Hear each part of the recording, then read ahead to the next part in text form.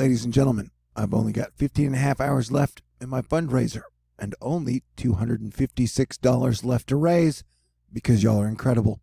If you'd like to contribute, because THORnews runs on your contributions, I got a snail mail, which I love, a PayPal, a Venmo, a CashApp, and a Patron. And you guys are absolutely incredible. So let us get down to the THORnews breakdown of soon-to-be, my belief, Hurricane Cristobal. This thing is a freaking monster, man. And when I first spotted this thing like 13, 12 days ago, and it was like, hey guys, we totally got to watch out for this thing, because regardless of if it's going to be a hurricane, it is going to be a monster giant storm. And here we are, and it shows all indications that it's going to be a major, massive storm. And not only that, it is a Central American Gyre that just kind of spins around. And so the low is spinning around Nicaragua and Honduras, now Salvador. And then it's going to eject at the top of the Yucatan Peninsula. And it looks like it's going to head north with a bit of a curve just past New Orleans and into the heel of Louisiana.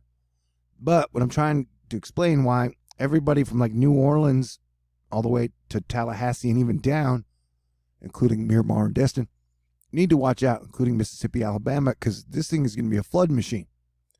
Because anywhere between 100 to 124 hours we have left before this makes landfall.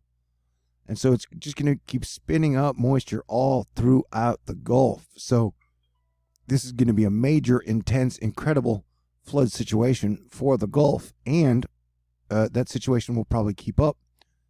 So I want to show you how this thing is just going to continue to pour rain into this area. Let's do our basic model breakdown first.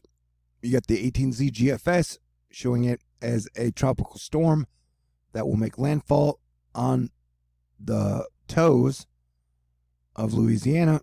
And then, but if you'll notice, most of the heavy rain will be to the east.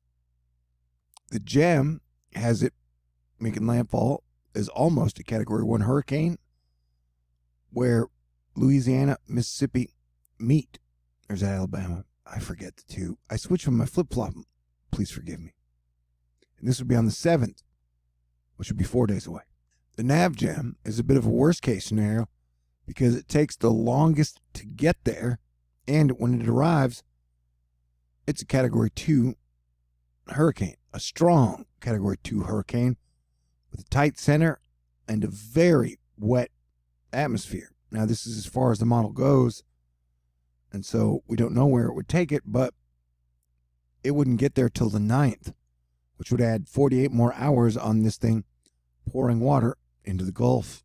The Icon has it making landfall on the toes of Louisiana and about the Alabama-Mississippi borders, if I get the states right, on the 8th. And so we're looking at a range of anywhere making landfall on the 7th to the 9th, and 48 hours of more rain can make a major difference, and anywhere from a tropical storm to a strong Category 2 hurricane. And either way, this thing is a rain maker. The Mexican and South American volcano range just continues to pour out water vapor and rain. And so we're going to get some spots along from all the way Louisiana down through Florida and even up into Georgia and Arkansas. They're going to see anywhere from 7 to, I would guess, some spots could get 18 to 20 inches of rain. You know? All right, now we're going to run through the models. Watch as the storm spins up. Watch how much rain it spins into this area. Okay? So it goes forward, and it's pouring rain into Florida, pouring rain into Florida, pouring rain into Florida. And look at that giant chunk of rain. That's going to cause problems. And that is going to go into Destin, Miramar, Tallahassee areas as it goes up. And so Florida, even though Louisiana is going to bear the brunt and these places will get wet, this is the area where I think the worst of the rain is going to be. I could be wrong. Let's stay tuned. All right, this is the GEM. It'll have to restart. The GEM goes out to like the 13th. If you notice on the GEM, same type of situation. The storm starts to move up. There's a lot of rain. And that moves, see how that pushes the heaviest parts of the rain into Florida. And then Alabama and Mississippi get the storm surge and the wind. The nav gem gives us our worst case scenario with the slowest and strongest hurricane. Remember, we won't know much until it gets off the Yucatan Peninsula, but I think the NAM kind of points out, like, look how much rain there is moving into Florida, like, over the next 5 or 4 days. And so it just pours rain into Florida. And I think a bad sign is this is today. So this is today's map, and it's got most of Florida covered, all of Alabama, Mississippi covered, Louisiana, Texas. I mean, this thing is just a rainmaker. And then if we step it forward one more day, that's still a ton of rain. And then all of a sudden the rain disappears. Is that going to happen? I don't know. I'm just saying, this thing is a rainmaker. So I'm just trying to display here over all the models of how, as this thing spins up, it pushes tons of rain into parts of Florida, where although the hurricane tropical storm is probably headed to Louisiana, Florida and the coasts of Mississippi and Alabama need to be just as concerned, just as prepared, and just as ready. And definitely keep an eye on the rainfall and storm surge totals as we get closer to the storm. You know, this has it hitting on the 8th, so that's still 5 days away. This is the King Euro, and I want you to notice, look how strong it is at the top when it makes landfall on the 8th. So that's 5 days away, 4.5. But notice how strong it is in Arkansas. And this has continued to show a very strong storm in Arkansas. And this is almost like an arm, a hand that's just going to scoop it up like a ball. And so when this meets up here, I'm pretty sure everybody else on the East Coast is going to get a pretty decent storm. And so hopefully I've broken down this for you guys to show you why these areas along the coast need to be very concerned. And you know what? I'm not saying it's going to be category 3. I'm not saying it's going to be category 4. I'm not saying it's going to be category 5. But I am saying it's 2020. And so just be prepared for worst case scenarios. Be prepared to trust your intuition if you're in any of the danger zones, including Louisiana, Alabama, Mississippi, and the Panhandle. And, you know, just stay aware, because this thing, the storm's a monster, dude. And so I've been talking about this thing for almost 2 weeks now. And the main thing has been its size. And so if we add deep intensity on top of a slow moving giant storm, that's going to do a whole lot of damage. And so we've got like multiple interwoven crises happening now. You got a plague, severe civil unrest. You've got a cold civil war that's heating up. And you've got eclipse season. So we get a full moon on the 5th, which is going to raise the tides. And so, you know, these are wild times. We've got a ton of planets in retrograde, including Venus.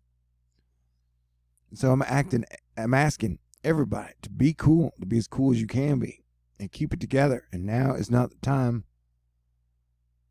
for petty arguments, petty fights, and wasted energy on negative things.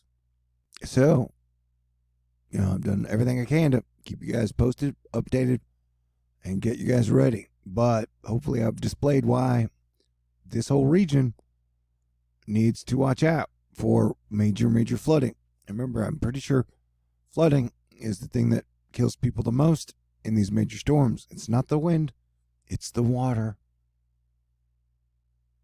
And honestly, this thing has a weird roulette factor to it, to where by it spinning around the CAG, like, we won't know, we won't be able to officially break down everything until it actually ejects from land and then heads north. And definitely the waters are hot enough for intensification. Rocket fuel, I've been told there's an anticyclone on top of it that is keeping its development, and still like to believe that the atmospheric defense team is fighting and doing what they can to keep it from rapidly intensifying. But there's just so much moisture coming out of the Mexican Central American volcano range, I don't think there's anything they can do. That's the thing, is if you have a ton of water, you might be able to prevent major intensification, but you can't stop the water, man.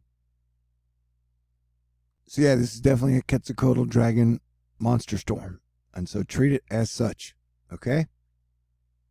All right, my fundraiser's almost over, and you guys are great, and I've only got $256 left to raise because you guys are so fantastic and treat me so well.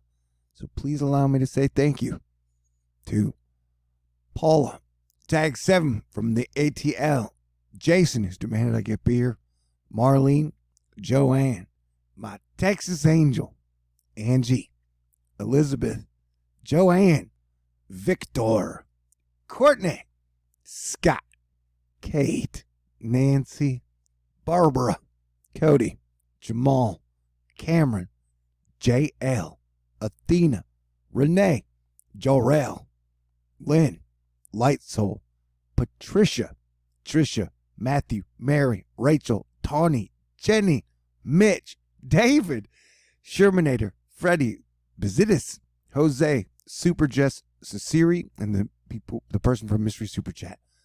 I am so, just reading that list makes me happy and makes me appreciative. I am filled with gratitude. I'm very grateful. And even though things are falling apart, I love being Planetary Defense Commander, and I like to think that it would probably be worse without me. I definitely think it'd be worse without me. And we got major atmospheric instability outside of Cristobal all over the United States, and I imagine in large places all over the world. So everybody, be cool, stay cool, and we will weather the storm together to get to better days. Peace out, and God bless everyone.